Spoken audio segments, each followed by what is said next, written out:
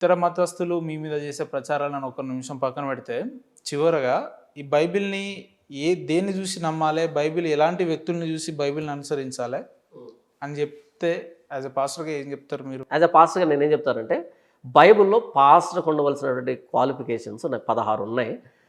తిమోతికి రాసిన మొదటి పత్రిక 3వ అధ్యాయం 1వ వచనం నుంచి 7వ వచనం వరకు రాయబడ్డాయి. తీతుకు రాసిన మొదటి పత్రికలో కూడా రాయబడ్డాయి.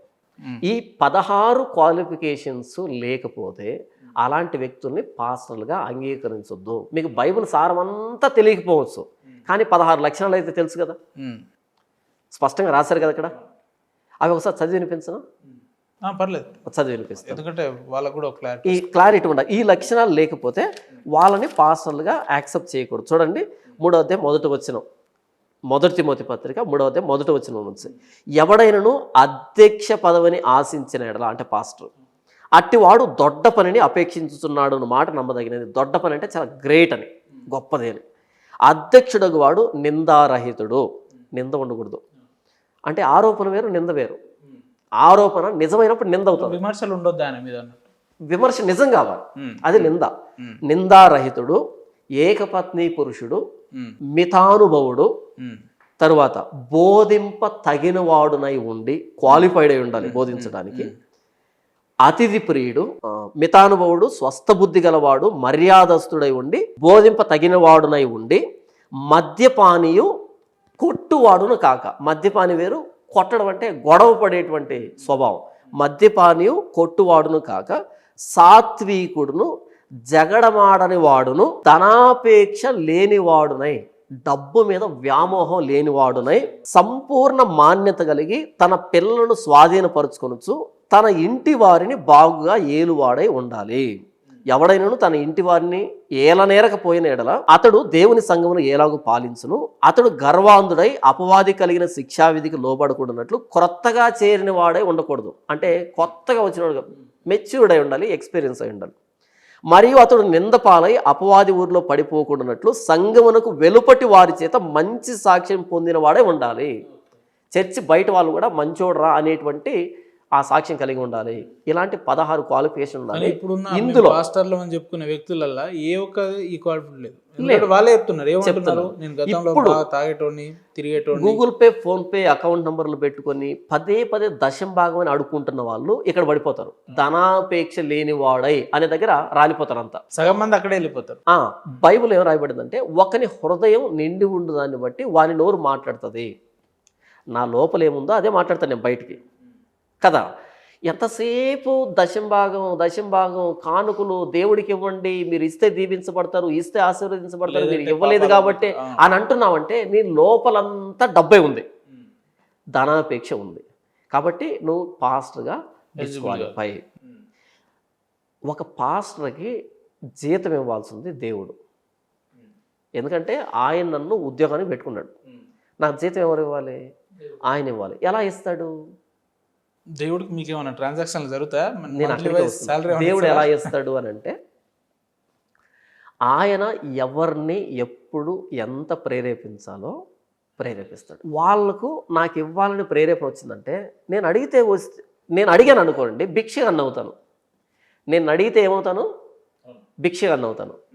ఆయన ప్రేరేపిస్తే నేనేమవుతాను? పాస్టర్ని అవుతాను. నేను దేవుణ్ణి అడుగుతాను, ప్రార్థన చేస్తాను, ప్రభువా నాకు పలానా అవసరం ఉంది అని అడుగుతాను. ఇది నా హక్కు, నా హక్కు ఇది. ఆయన అడగడు, ఎందుకంటే ఆయన నన్ను పిలిచాడు కాబట్టి. నేను అడిగింది రేపు నా రియాలిటీలో ఇంకొక వ్యక్తి వచ్చి ఇచ్చినప్పుడు అప్పుడు వస్తుంది ఆనందం, దాన్ని కొలవలేము. అది డబ్బుకు మించిన ఆనందం. అలాంటి సంఘటనలు మీ దృష్టిలో జరిగినాయన్నా? నిన్న బయలుదేరి ఇక్కడికి వస్తున్నప్పుడు కూడా అడిగాను, ప్రభువా నాకు ఫ్యూయల్ కావాలి. మరి కారుకు ఫ్యూయల్ ఇస్తాను కదా, వస్తుంది, దూరం వస్తుంది. నాకు ఫ్యూయల్ కావాలి. మనుషుల్ని అడగలే, దేవుణ్ణి అడిగాను. అట్లా దేవుడు తీసుకొచ్చి ఇచ్చిండా? నాకు ఇచ్చాడు, ఇస్తాడు, పోషిస్తాడు. 2016లో పరిచర్య ప్రారంభించాను, సేవ ప్రారంభించాను. ఈ రోజు వరకు ఒక్కరిని కూడా చేయి జాపి అడగలేదు, నోరు తెరిచి అడగలేదు. డైరెక్ట్ దేవుడిని అడుగుతారు, దేవుడు వేరే మనుషులు. నా దేవుడికి ప్రార్థన చేస్తున్నాను, ఆయన నాకు ఇప్పిస్తున్నాడు, కడుపు నిండా భోజనం పెడుతున్నాడు, భవిష్యత్తులో కూడా పెడతాడు. పెట్టకపోయినా దేవునికి స్తోత్రం. ఆయన నమ్మకమైన యజమానండి. నేను కొన్ని సందర్భాల్లో సోమర్థనంగా పని చేయడం మానేసిన సందర్భాలు ఉన్నాయి, కానీ ఆయన జీతం ఇవ్వడం మానేసిన సందర్భం లేదండి. నమ్మకమైన యజమానండి, నా బలహీనతను అర్థం చేసుకునే యజమానండి.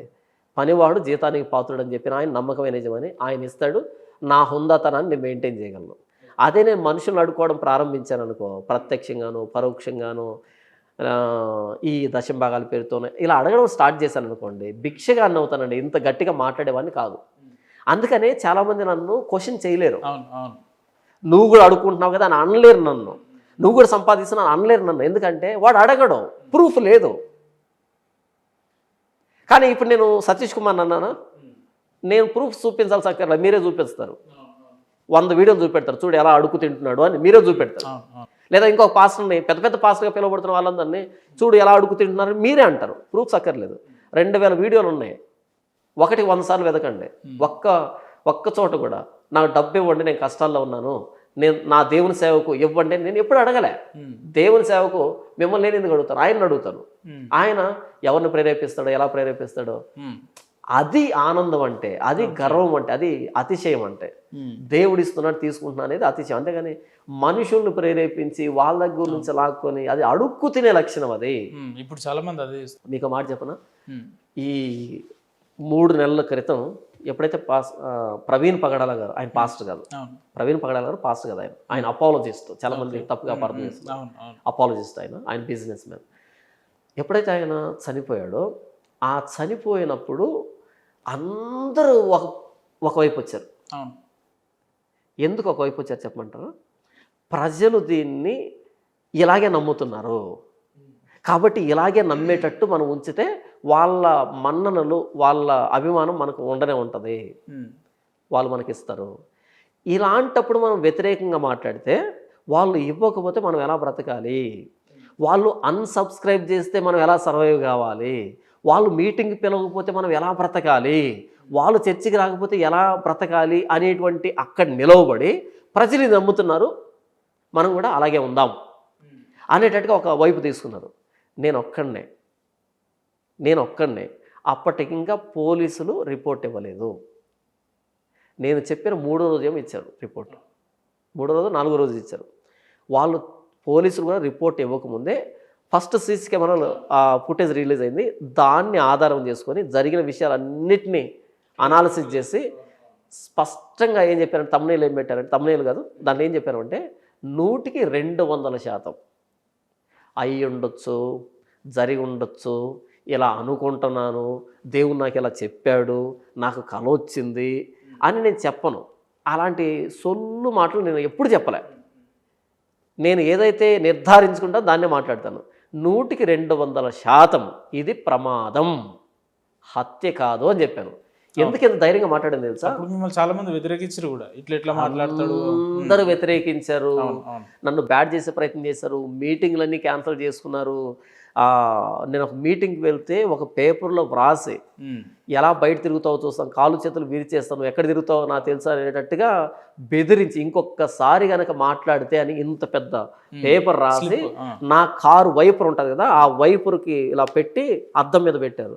నేను మీటింగ్ అయిపోగొట్టుకొని ఆ కార్ దగ్గరకు వస్తే పేపర్ ఉంది. ఏంటి ఆ పేపర్ అని చూస్తే ఇలా చదివితే నన్ను పిలిచారు కదా కన్వీనర్స్, వాళ్ళు షాక్ అయ్యారు. ఏంటన్నా ఇంత వ్యతిరేకత, ఇంత దాడి చేస్తామని బహిరంగ అనేటట్టుగా ఆ వ్యక్తి తీసుకున్నాడు దాన్ని. అన్నా నేను తీసుకుంటాను. తర్వాత ఆయన ఫోటో పెట్టాడు. నేనేం చెప్తున్నానంటే, ఇంత వ్యతిరేకతను ఎందుకు నేను ఎదుర్కోగలిగానంటే ఎవరి దగ్గర నుంచి ఏమి ఆశించలేదు కాబట్టి. మీరు అంత స్ట్రాంగ్ ఉన్నారు కాబట్టి మాట్లాడగలుగుతున్నారు. మీ దగ్గర నుంచి నాకేం వద్దు, డైల్యూట్ అయిపోతే ఇబ్బంది అయ్యేది. మీ దగ్గర నుంచి నాకేం వద్దు.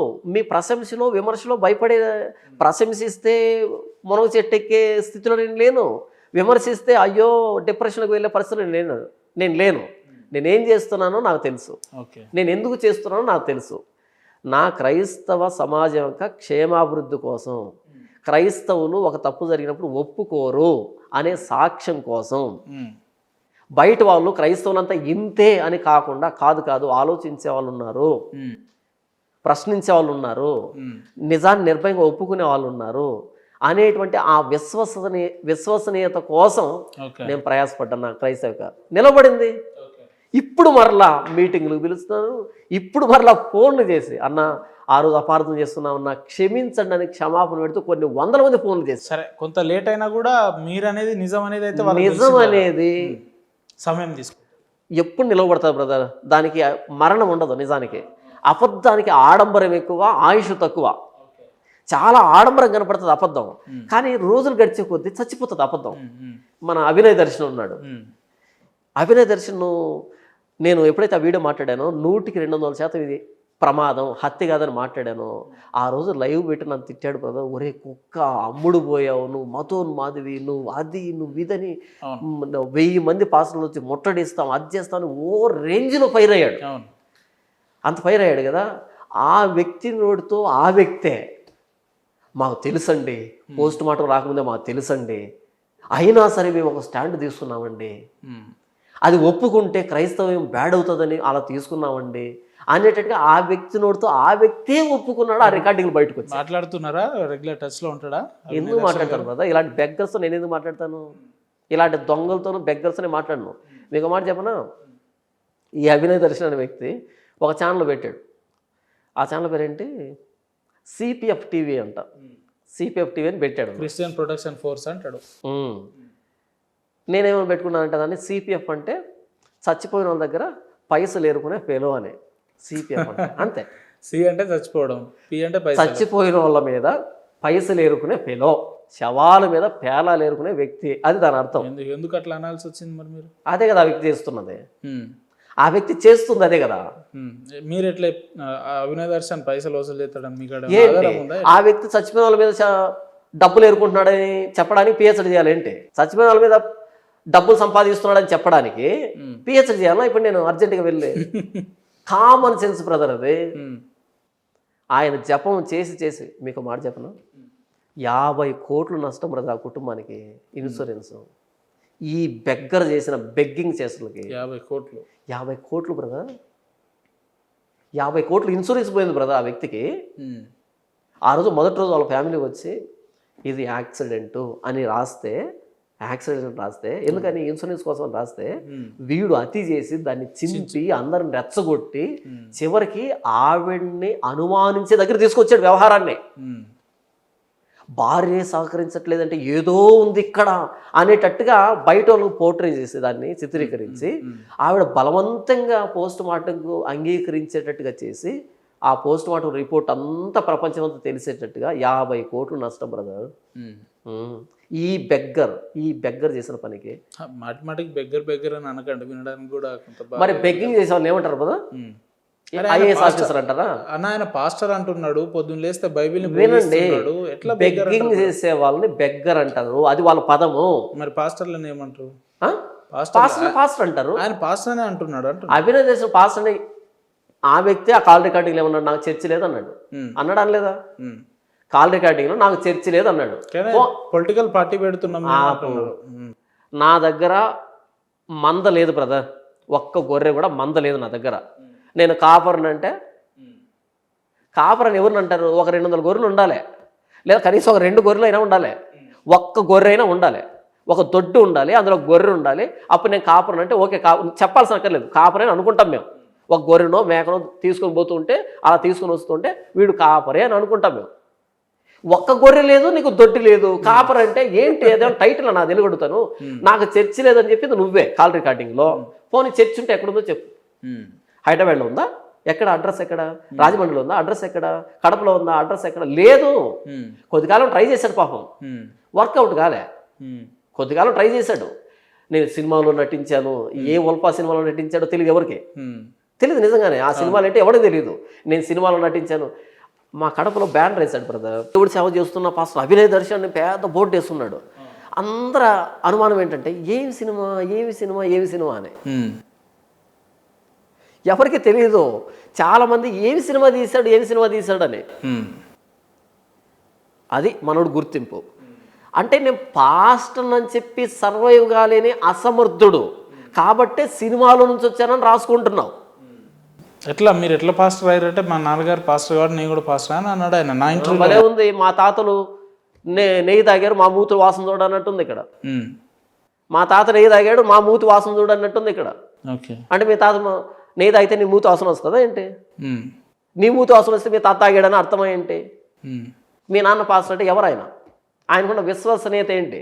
ఎక్కడ పరిచయం చేశాడు? వెళ్ళి చూడండి బ్యాక్గ్రౌండ్లోకి వెళ్ళి, నాకు తెలుసు. ఉమ్. నేను మాట్లాడిన దాని బాగా స్టడీ చేసినట్టున్నారు. నేను లైవ్ పెట్టాను, ఉమ్. లైవ్ పెట్టి చెప్పాను, ఉమ్. ఒరే అభినయ్ ఇంకొకసారి కనుక ఒక్కో మొరిగినట్టు మొరిగామనుకో ఉమ్. మీ నాన్న దగ్గర నుంచి మొదలు పెడతా అని చెప్పాను. వీడియో ఉంటుంది చూడండి. అంటే మొరిగాడు నా మీద, అన్ని అబద్ధాలు చెప్పాడు. నేను ఎవరి దగ్గర నుంచి చర్చ లాక్కున్నానంట, ఎవరికో ఏదో చేశానంట, అది చేశానంటే కుక్క మొరిగినట్టు మొరిగాడు. ఉమ్. ఎందుకంటే అది మంచి వేడిలో ఉంది, ఉమ్. ఆయన చనిపోయినటువంటి వేడిలో ఉంది కదా. అప్పుడు అందరూ నా మీద వ్యతిరేకంగా ఉన్నారు. అవును, వాస్తవం. ఈ వేడిలో మనం ఏమన్నా చెల్తుందని మొరిగాడు లైవ్ పెట్టి మాట్లాడాను. ఉమ్. తేడా చేసామనుకో నేను మొదలు పెడతాను. ఎందుకంటే నీది కడపే నాది కడపే. ఉమ్.